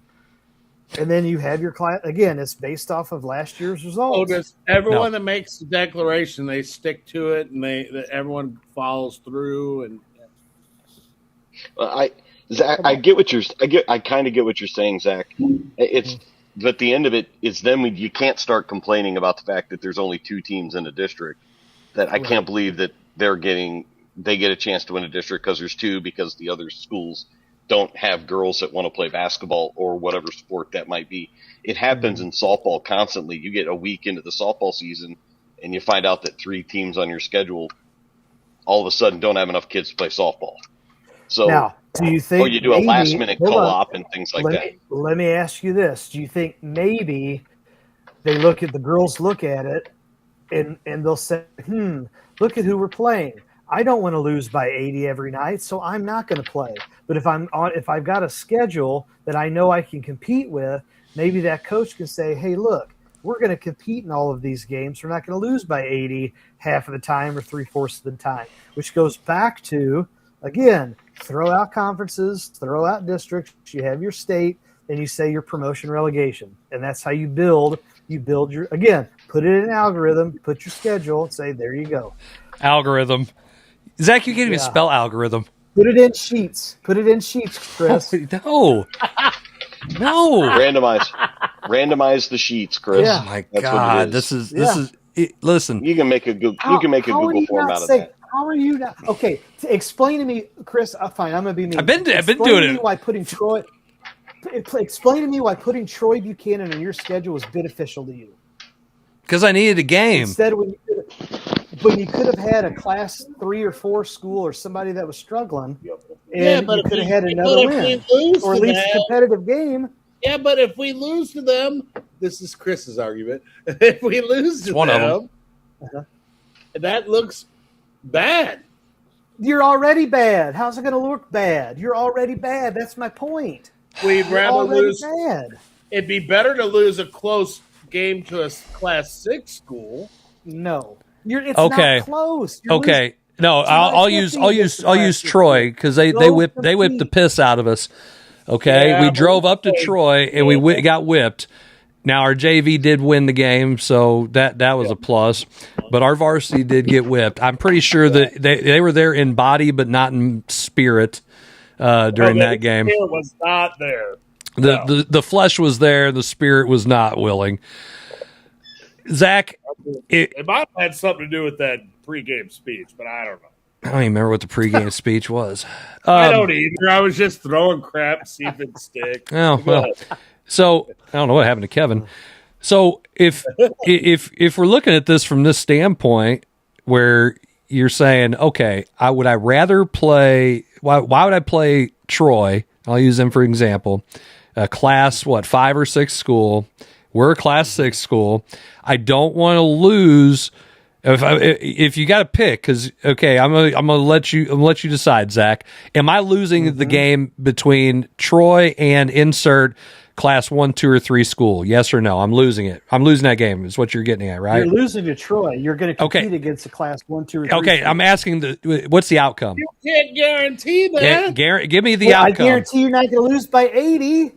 You can't guarantee that. Because you're going to look at the comps. You're going to look at the comp. That's the whole point of being. Oh my gosh! You look at who you are, what your program is, and then you build a schedule based off of that. Yes, Zach. And then so 16, 17, and 18-year-olds, you never know. Okay, so hang on a second.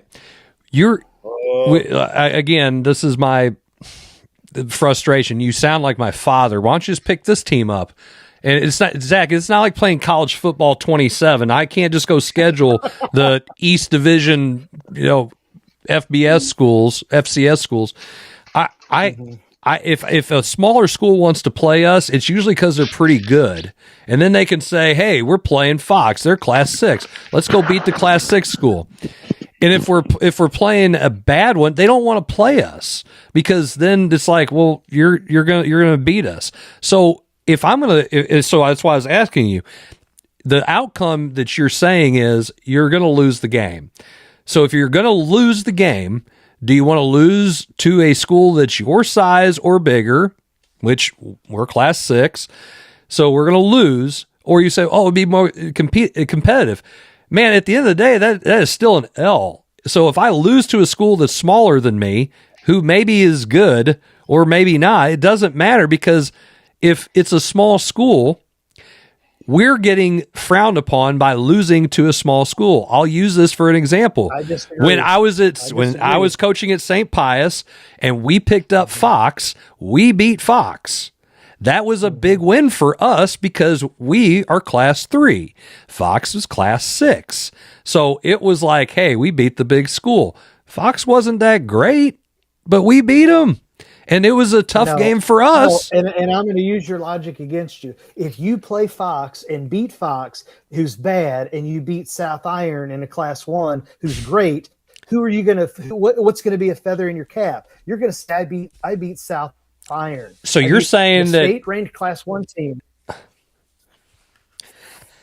It's a trap game. Okay, no, tell me. Hey, I'm probably the only coach on this panel that actually has beat South Iron. So I beat South Iron. Okay, so what is more when you're talking at the tavern and you say, hey, who did I beat? Did I beat a 5-win Fox team or did I beat a 25-win South Iron team? You're going to say I beat South Iron. Oh, okay. So let's go play all these small ass schools, and then when you lose to them, you're playing. What are you trying to do? You're build a program. Take South Iron out of the equation. I'm not going to lie, Zach. He should have added a few, but I don't know. Like we want to add tiny schools, but it works. I know what Zach is trying to say. It does help the smaller schools to be able to go play some larger schools that aren't as good and gives them an opportunity. The problem is there's a perception that has to change because it doesn't work the other way down. It doesn't work for the class 6 school to play the smaller one because of the perception outside of school walls.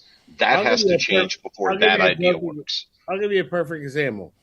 Herky and Crystal had like a very super long, like football thing that they played forever. Like, right?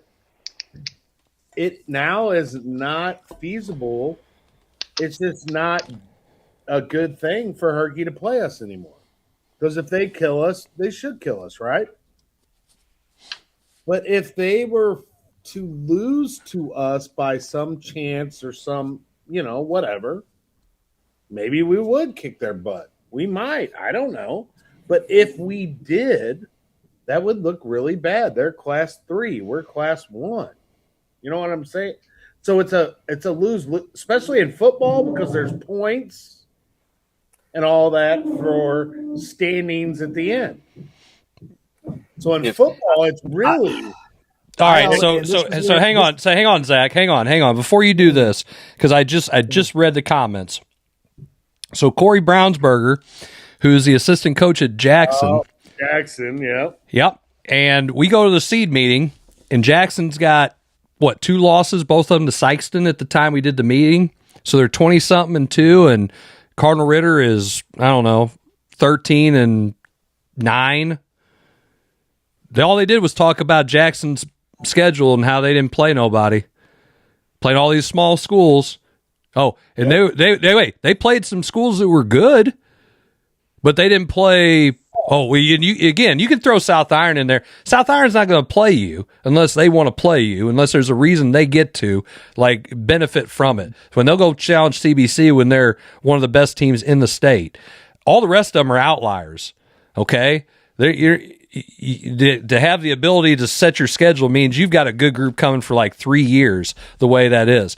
But all Ritter did was just dog on Jackson, and they end up getting Jackson got the 2 seed on a tiebreaker because everybody was like, yeah, okay. And, did it benefit Ritter? I guess. I don't know. They won the district, went to the Final Four, and Jackson didn't. They ended up getting beat by Lindbergh, the 3 seed, and it was Lindbergh was pretty good. I thought it could have went 1, 2, or 3 to any of those schools. But there again, that's where it comes down to your strength of schedule is like, well, did you play anybody? So, and Cardinal Ritter argued their strength of schedule over. Oh my gosh! Over everybody in they our went district. Through the schedule and just dogged them. So and then talked about theirs, and they're talking about out of state schools. Nobody's even heard of these. We played the number 1 team in Indiana. How the hell do I even know? Do I got to look this stuff up? So what does that benefit? Okay, so in the end of the year, when you're sitting down and doing this, what's it going to benefit if we're littered with all these little bitty schools? Yes, and Ritter did not want to see Lindbergh in the semifinals. That's a good point, Corey. So what does it benefit if I feel like I've got a good team to go play a bunch of these little bitty small ass schools? It's not when it comes to district seeding. You don't. That's what I'm saying is if a program doesn't, I've never said a good big school is going to go play down. I've always said the whole point is equity when it comes to competing about a bigger bad school or a bad bigger school going down and playing competition at a smaller classification so they can compete. That's what I'm saying. You have to build a program some way. Yes, there's a perception in public that talks about big versus small, and that big should always beat smalls no matter what because of the size. The problem is that on paper you're not wrong, Zach. I'm just saying perception changes that in that instance. So until that perception can change. And do that. There's nothing wrong with an average to below average class 6 going and playing an average to below average class 4. I think that's probably going to be fine. But when you start getting down into the class 3s and 2s, then it's like, well, why are you going down there and playing those little people? Don't be doing that. Yeah, you need because it's not going to matter. I will use a local example because it's been over a decade. Okay. So when I was coaching girls basketball, small schools in Jefferson County, and Kevin, you can attest this because you were coaching, small schools always beat on majority of the time. Jarvis, you were there too. Small schools were beating the bigger schools every year. Yeah. Okay. And it got to a point to where a school down A, Hillsborough was struggling. So that coach at the time looked at it and made a decision to say, even though we're a bigger school, we're going to revamp the schedule to teams that we can compete, throw the classification out. Everybody moaned and groaned because the next year when they finally were playing schools they could compete against, they had a winning record. They weren't blowing teams out by 80. They had a winning record. And you know what it did? It caused and created momentum to now look at what they've done years later. That wouldn't have happened because you wouldn't have got the girls out. You wouldn't have got the athletes out because they would have said, why do I want to go lose by 50 night in and night out? There's a belief system about saying if I can compete, then I'm going to participate.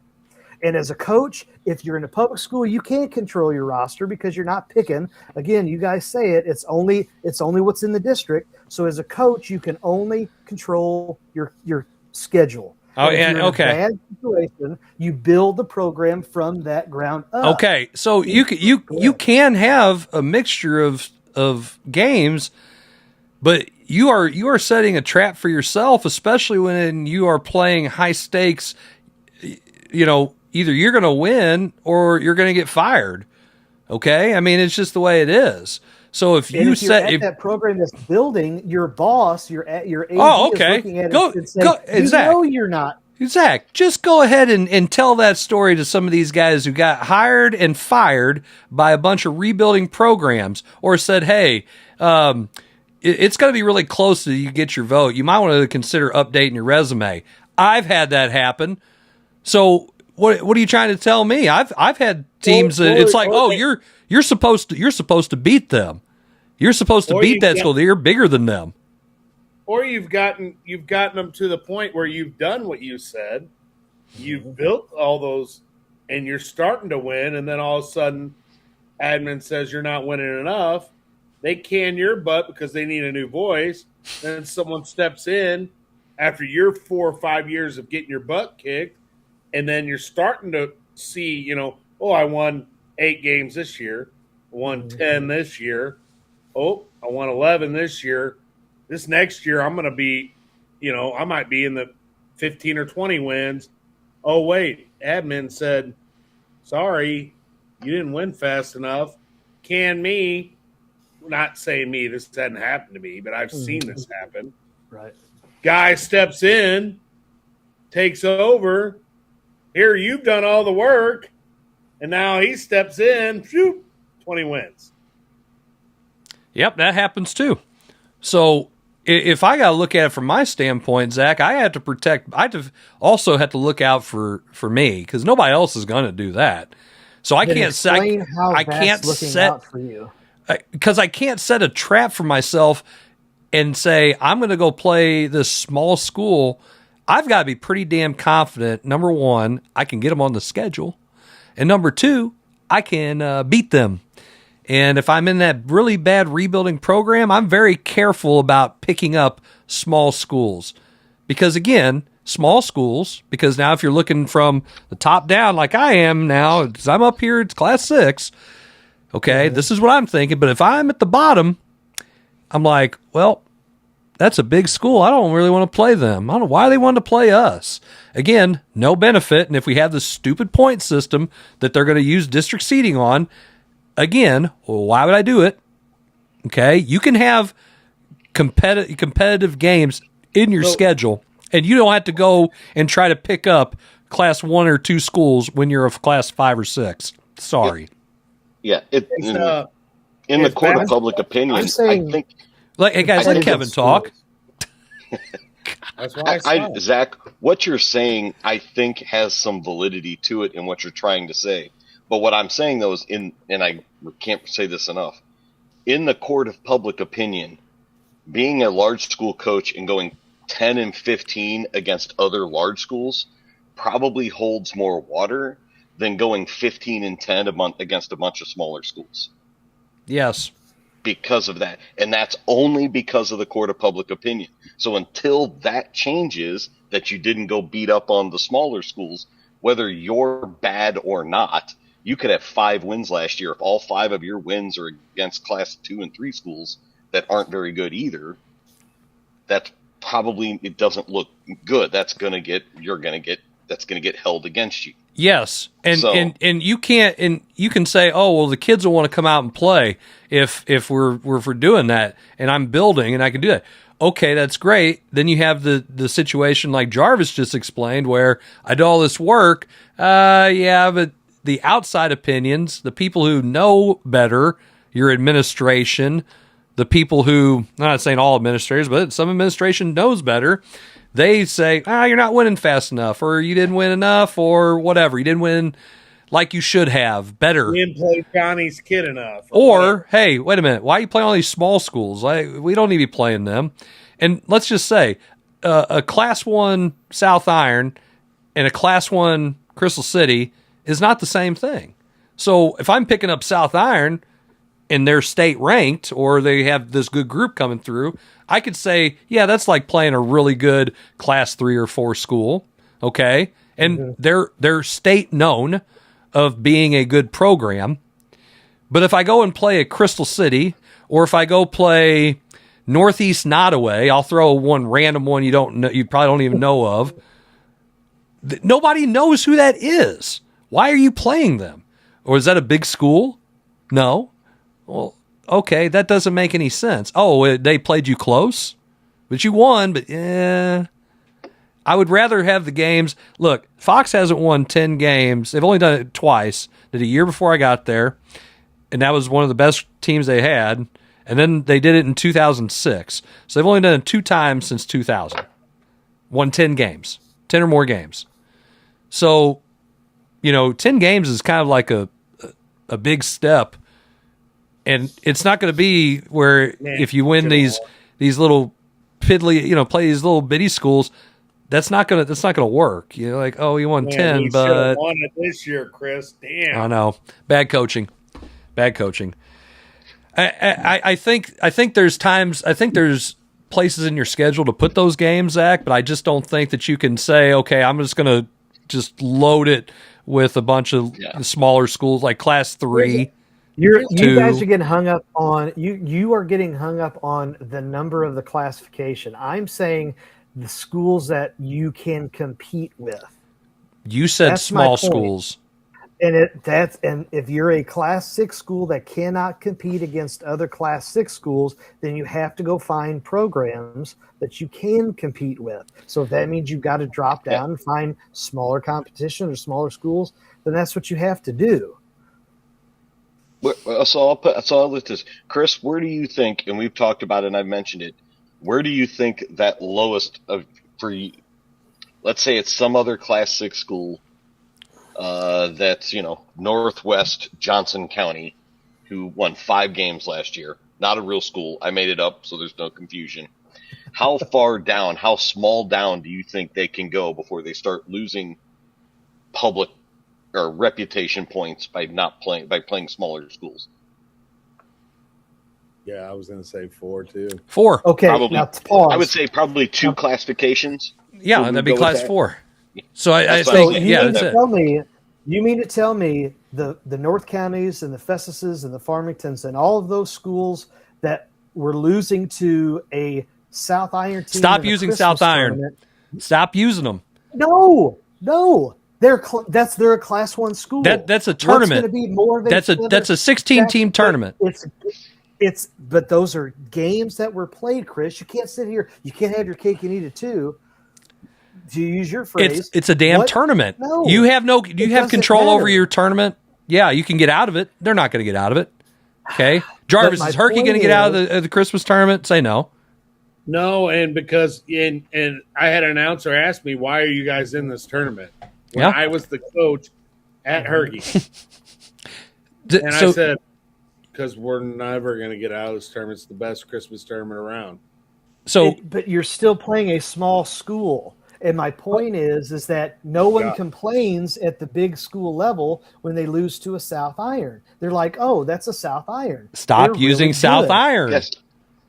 Insert whatever small school you want. I just told you it's not the same thing. So this would be a similar argument would have been in the early 2000s saying that, hey, Duke lost to Gonzaga, before Gonzaga was what they are now, 10, 15 years ago. That's you're looking for that mid-level school. That average Class 1 school is the one that should be the example in this argument. Is, are you okay losing to a Northeast Nottoway?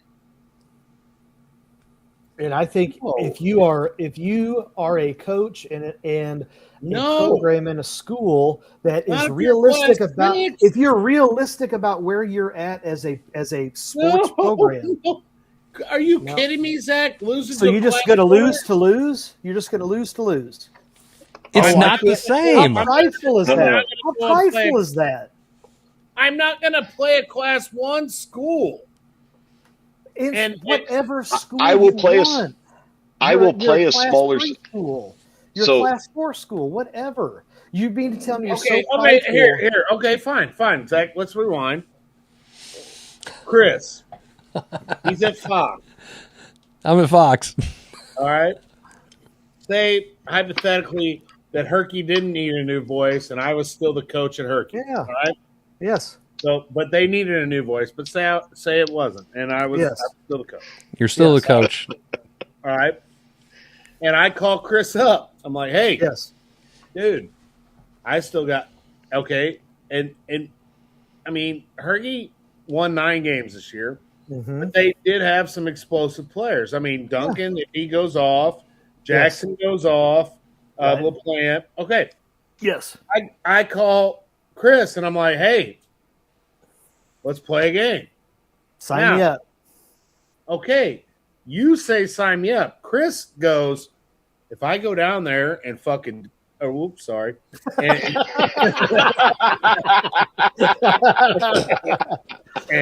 Duncan goes off, and Plant goes off, and Kellen Waxman all of a sudden puts in another 20, and I lose to a 9-win Herky team, and I'm Class 6 Fox.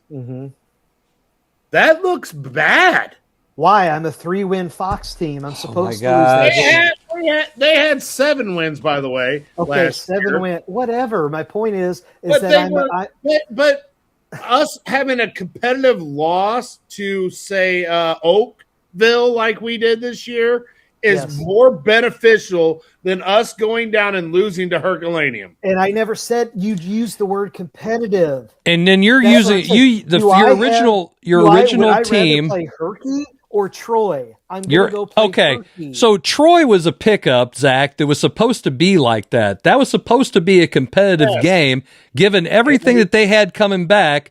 And those kids got a hell of a lot better. I watched film on them. I asked people about them before. They were all really young, and they really got better from the time that summer started all the way to the time we played them at the end of the year. Because I watched film on the beginning of the year. I asked people before I picked them up because they wanted to play us because they're in a rebuild mode. They were not good. Okay?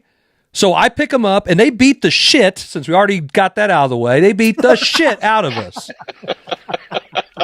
That was not expected. It was not a fun trip. Our JV played well, but it was not a fun trip. No, and it wasn't supposed to be like that. So you're using I didn't pick them up with the fact that Troy's going to beat the hell out of us, so let's play them. Okay, Zach, so you insert Herky there, and so he travels away less. But Herky has a game where they go off, and it ends up the same result. I take Troy Buchanan if I'm him and lose, better than losing to a Herky team. So you compete with Herky and lose by 5. I just said if Herky went off like Troy Buchanan did, and he happened to lose by a bunch of points to Herky. Well, I'm not saying that. I'm saying that you don't know, Zach. You don't know. I'm saying I research and I find out. You have not coached at a piss poor Class 6. Thanks, you Jason. Don't know.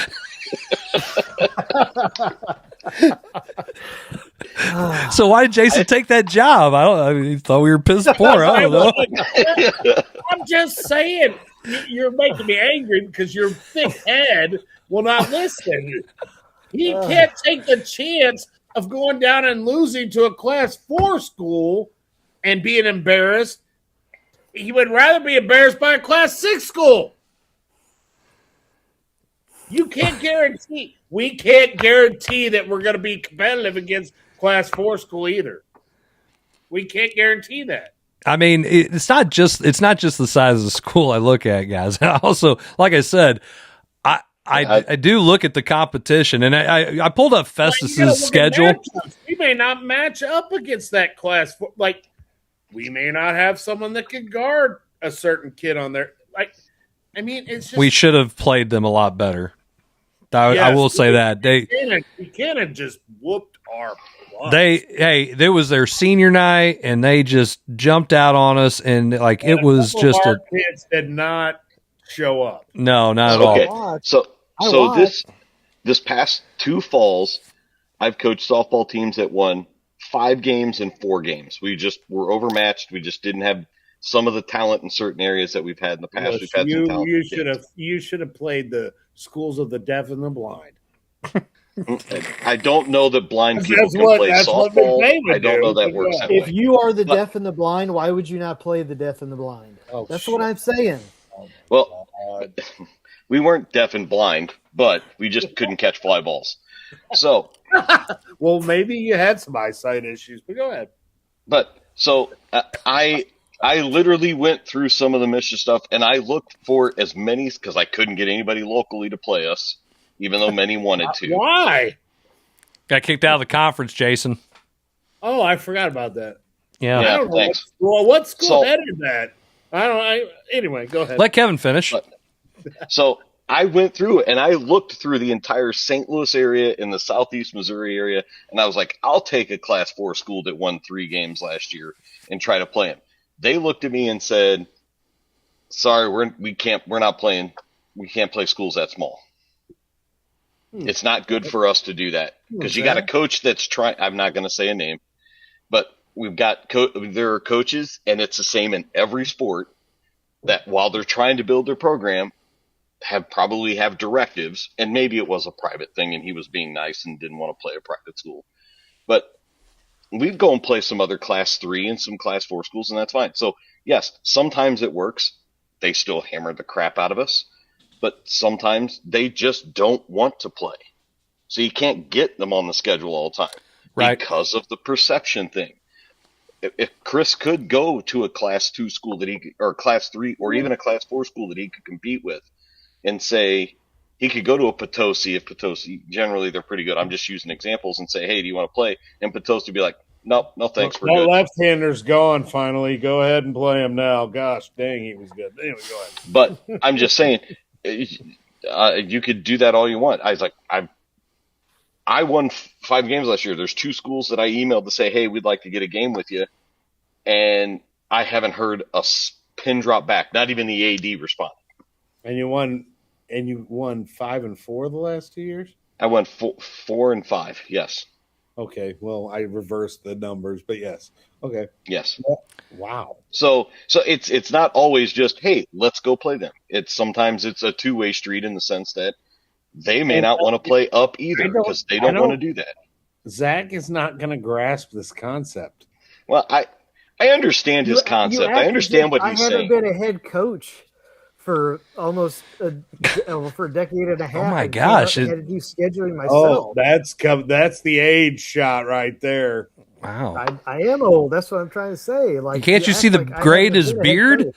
Look at that! Yeah. You guys all have gray in your beards. You also act as if got a beard. You also act as if I didn't take over a program that never had a winning record.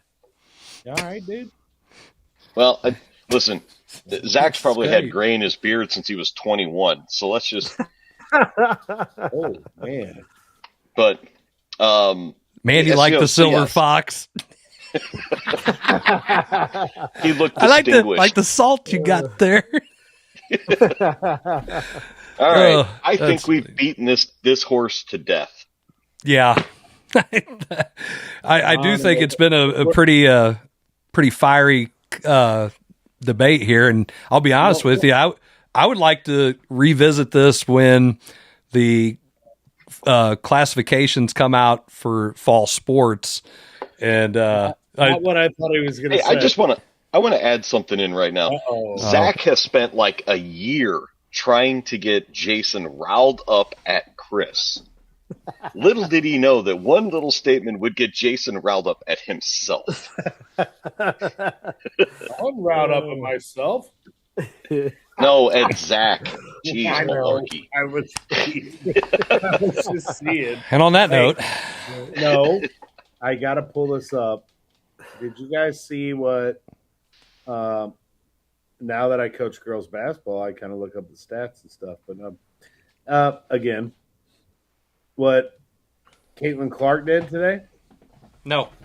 Is it anybody still watching WNBA? Well, yeah, Did you sell those cards yet? not all of them.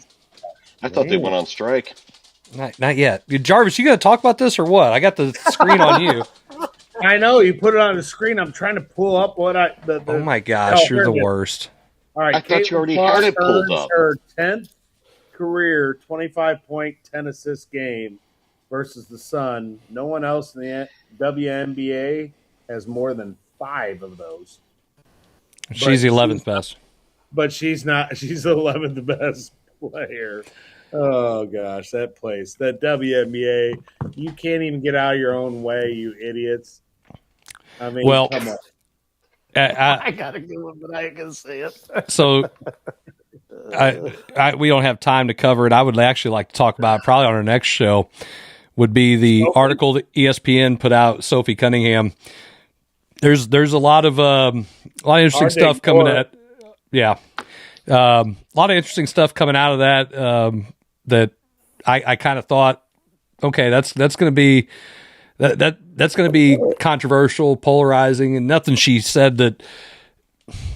I mean, it wasn't like I didn't think it was bad, but it's definitely going to offend or rile up some people, certain people. So, if you didn't read it, you need to.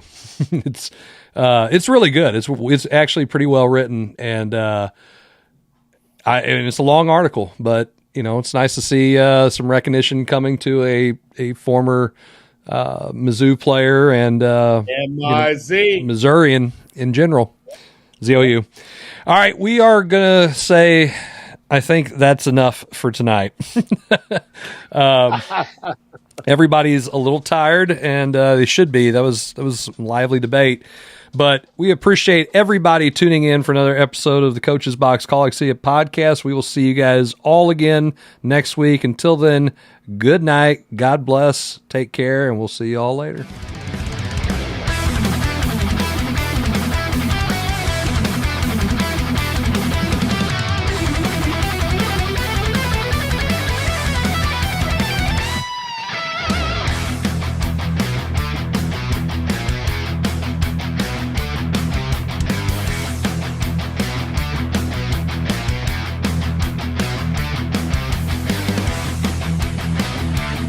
This episode of the Coach's Box Call It Like We See It podcast is brought to you by Off the